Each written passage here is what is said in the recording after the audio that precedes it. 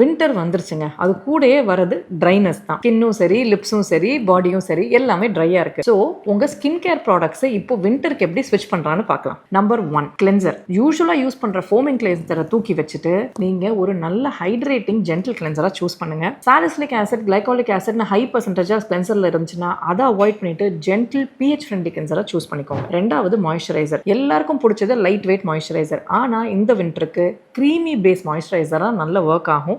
நீங்க பார்க்க வேண்டிய 2 ப்ராடக்ட் ஸ்குவாலினும் செரமைட்ஸும். இது ரெண்டுமே பேரியர் ரெக்கவரிக்கு ஹெல்ப் ஆகி ஸ்கின்னை வந்து நல்லா சாஃப்டா வச்சுக்கும். மூணாவது சன்ஸ்கிரீன். அஃப்கோர்ஸ் நம்ம வெதருக்கு எல்லாருமே லைட் சன்ஸ்கிரீன் தான் யூஸ் பண்றீங்க. ஆனா இப்போ you have to shift to a fluid sunscreen.